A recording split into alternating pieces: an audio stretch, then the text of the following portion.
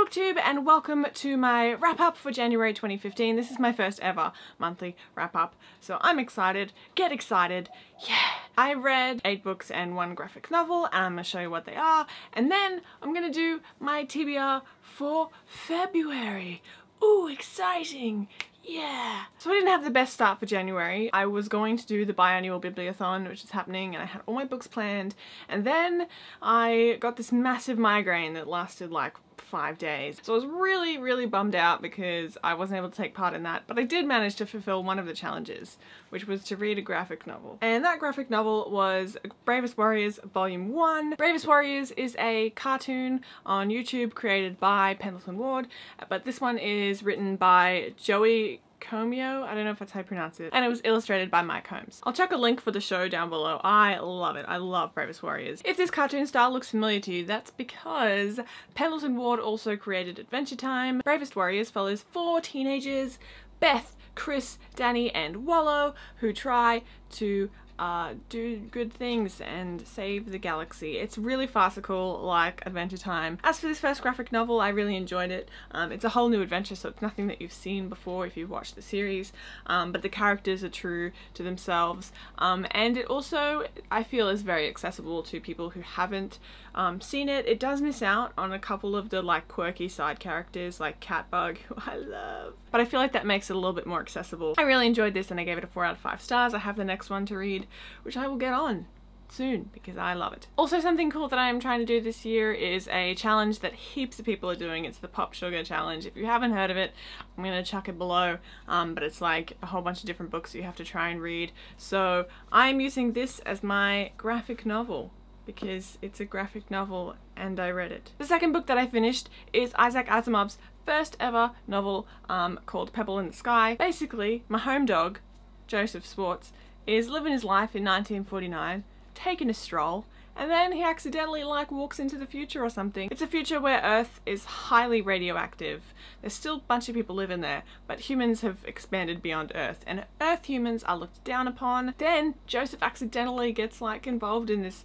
scientific experiment. Not a good day for Joseph Schwartz. I bought this book for like 50 cents, and it has, since reading it, fallen apart completely. It was really interesting to read. I hadn't read any Asimov before. Isaac Asimov is one of the biggest names in science fiction. He's like the grandmaster of science fiction. I felt really smart for saying that, and then I saw that it was on the front, grandmaster of science fiction, so I didn't even come up with that. I just subconsciously read that. Whatever. He's a good science fiction writer guy. Reading this, I can tell why Asimov is held in such high regard. The world building is pretty phenomenal. The problem I had with this book, among a few others, was that I couldn't find a character to connect to. You start meeting characters and you're like, oh okay, these are gonna be the characters, and then they're there for like a chapter and then they're gonskis, and you're like, wait, I was trying to connect with you. Also, it was kind of slow. It took me a while to read because there's a lot of dialogue, there's a lot of political chat happening. So I gave it a 3 out of 5 stars, and I'm using this for the challenge as my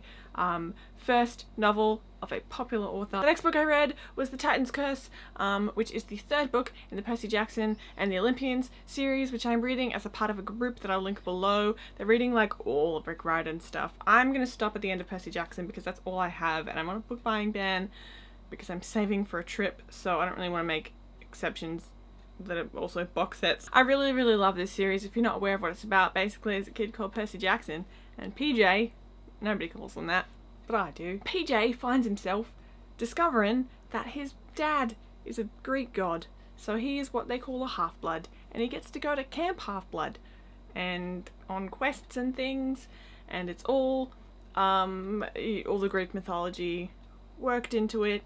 It is really fun. This is the 3rd book. I loved it.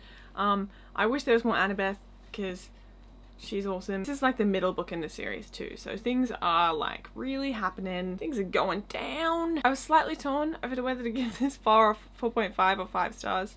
I'm pretty sure I ended up cranking it up to 5 stars, but I probably didn't enjoy this as much as the other 2, but I still think it's great. And I'm also using this as the book that made me cry because it did. It did make me cry, and for something equally uplifting and fun. That's sarcasm. This is The Virgin Suicides by Jeffrey Eugenides. I was supposed to read this back in university. I can't remember for what class, but I didn't. There's these 5 girls, the Lisbon girls. Oh, can I remember all their names? Okay, there's Lux, there's Cecilia, there's Mary. Is there one named Charlotte? Bonnie and Therese. It's pretty apparent from the first sentence that they commit suicide in the book. We don't actually hear from them, their perspective at all. It's like told in collective first person from everyone else's perspective. So it's like we the community saw this. It's very strangely captivating. I kind of didn't notice chapters passing. I gave it 4 out of 5 stars because at some points it did like lose me completely. I would have read a page and I'd be like, I didn't actually take any of that in, I need to go read that again. It's definitely not something that I'd usually read, but I am counting it as my book that I was supposed to read in school but didn't for the challenge because it is that. The next book I read after that was Zecora by Alison and Nicholas Lachelle. It's kind of reminiscent of like Del Toro Quest, Emily Rhoda type stuff. Basically it's about these 2 farm boys who saw their parents taken by this mysterious magic dude when they were younger, and then they've been sort of working the farm and looking after their little sister Sky, who is one day taken by the same dude. So they have to go find the dude, find their sister.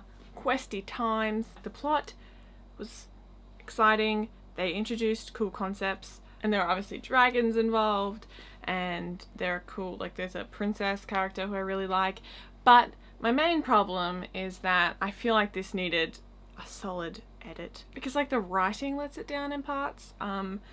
I feel like things are overwritten in places and underwritten in others. Like there was this whole thing with the dragons and I feel like that was skimmed over so quickly. There's also a character named Roman who's basically Angry Hagrid. This book made me basically turn on my critical editing brain from uni and I was like, whoa, didn't know I still had that in me. Overall, I did enjoy it. It took me a while to get through because of the writing, but the plot did surprise me at times. So I think it's a decent book for middle grade readers. I gave it 3 stars and I can't remember which challenge I'm going to use it for. I'm gonna put that in the text below. The next book I read was Inkheart by Cornelia Funk. This is about a girl named Maggie and her dad Mo can read characters and stuff out of books, and that causes a bit of trouble. This above all else is a book about books, so you get really just excited about books. You want to buy all the books and hug all the books and sniff all the books and hold all the books. I really love it. It was so pleasurable to read just as a book fan. It has like quotes at the start of each chapter from real books, real like stories and stuff. I did feel like sometimes it was a little too self-indulgent about the book thing and the plot could have probably been a little more focused. I did give it 4 out of 5 stars. I'm using this for the challenge as my book that was originally written in another language because this was originally published in German and was translated by Anthea Bell. After that I finally got around to reading We Should Hang Out Sometime by Josh Sandquist, which oh my gosh, I love. This is actually a memoir. Josh realized at 25 that every girl he'd ever approached or wanted to date had rejected him, and then he went back and talked to them, but he goes back through all of the stories of what happened. Josh Sandquist is also a survivor of cancer. He lost his leg to cancer, so he's growing up with a prosthetic leg, which is already kind of awkward. Add on to that, you know, hormones and love, and it makes for a really interesting story, and I really enjoyed it. I think that it's really cool that he came at this with an approach not of why did these girls hate me, what's wrong with them, but like, is there something wrong with me? I want to legitimately get to the bottom of this. Very analytical. I gave it 5 out of 5 stars, and this is going to be my memoir for the challenge. After that I read Firestarter by Stephen King. This is I think my 4th Stephen King book that I've read. I really enjoyed it. It's about this little girl who can start fires, and her dad has some special abilities too, but they're on the run. They're on the run from the start of the book, and it's just a really solid thriller. Like, it's really good. My only complaint is that in the middle, because of the way the story goes, I was feeling the length a little bit. It wasn't enough for me to put down the book at any time though. I give it 4 out of 5 stars. I really liked it. I'm using this as the book from an author that you love but haven't read yet for the challenge. Then I read what has to be my most disappointing book of January, which was Monster by Frank Peretti. I'm going to preface this by saying that I completely got this mixed up with another book when I bought it. That book was House by Ted Dekker and Frank Peretti, which is like a full horror thriller thing. But this was not. The first bit did scare me, and that's probably what's annoying about this book, is that the first bit, it started really like, you can tell that he can write horror. Like, if he wants to scare you, Frank Peretti will scare you, but too much of the book was spent with characters who I didn't really feel anything for because I didn't really get to know them doing stupid things. Also, he tried to mash together too many things that didn't fit. Like, it was kind of a bit of Blair Witch, and there was a bit of like Frankenstein, and there was a bit of like Tarzan, and it irritated me so much, and by the end I was literally laughing. I probably wouldn't have finished this book except that we had a blackout. We had no electricity, no internet. I gave it 2 out of 5 stars. I will use this for the challenge as the book that scared me, because it did. The start was very scary. So that is what I read for January. But now, what am I going to read in February? That's the golden magical question. So I decided that this year I want to have a TBR jar and pick a book out of it every month. I'm not very creative or like crafty, so I'm using this, which my sister gave me for Christmas. This is my TBR 2D2. In this I have every single book that's on my TBR jar, except for a few slips of paper that fell down the back of my desk, and I don't want to reach down the back of my desk because I live in Australia, and in Australia, if you reach down the back of your desk, you'll be greeted by a spider that wants to eat you and your whole family. So I'm just gonna leave those there. So I'm gonna pick a book that I will read in February. Tell me where the rebel plans are. Okay, I've got one. I've got 3. I've got 3. I just want one. Just want one. Is this one? Oh my gosh. Okay. Oh! This is Nakanya, which I'm already planning on reading. It's right here. I'm reading it, spoilers, for the next part of the video, for the diversity reads for #Yearathon. So I'm gonna pick again. Okay. The book that I picked out is Midnighters by Scott Westerfeld. I have actually just acquired all 3 of those books, so I'll read the first one. Something about midnight, something happens. I think the first book is called The Secret Hour. As I said, thank you R2D2 for that. I am taking part in the diversity reads for #Yearathon from the 2nd to the 8th, I think, of February. I've already started. So the first book I already finished for that, which is Deadly Honor by Philip Gwynne. This is a book set in a portside small town in Australia. It's nearby a place called The Point, which is where the Aboriginal community lives, and basically the Aboriginal kids and the white kids of this portside town interact during football, and so Blackie is the narrator. He's like the 2nd eldest, I think, of 8 kids in his typical white family, and he makes friends with a boy called Dumpy Red from the Aboriginal community, and it just goes from there. I'm not going to say too much more about it because I guess I'll talk about it in my wrap up, but I've already finished this. This is the 3rd time I've read it. I had to read it for high school and university. The main reason I'm reading this is so that I can read this, which is Nakanya, which is the sequel. All I know about this one is that in this book, Blackie starts to have feelings for Dumpy Red's sister Clarence, who's also obviously from that community, and the town's reaction to that is not a good one. I'm also hoping to read, as part of that readathon, Knife Edge by Mallory Blackman. This is the sequel to Noughts and Crosses, which you may have heard about. There are noughts and there are crosses. Crosses are like privileged and they get all the good education and the good opportunities, and then noughts work for the crosses and have fewer opportunities. But the noughts are white people and the crosses are people of colour. The darker your skin, the more of a cross you are. The whiter your skin, the more of a nought you are. That's how it works. The first book went to places I did not expect. It finished and I was like, what the heck just happened? What did you just do? It really blew my mind.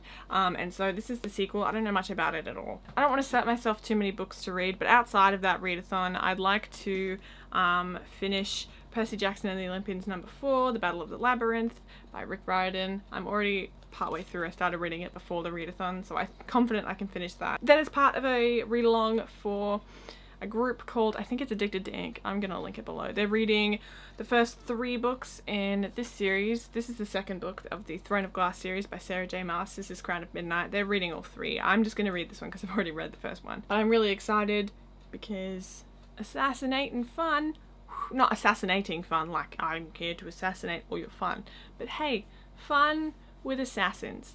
That's what this is. So that's my TBR for February. I don't like to set too many books. Let me know down in the comments below if you have read any of those books, or what you're planning to read in February. Also, feel free to check out my last video, which was an unboxing, which was super fun. And you can also, if you like my videos, check out my other channel where I do like vloggy type stuff. It's not book related, but it's still fun, so if you want to check that out, go for it. Also, all my social media links are below, so you can add me and stuff. Yeah. Okay, I will see you next time when I learn how to finish one of these videos.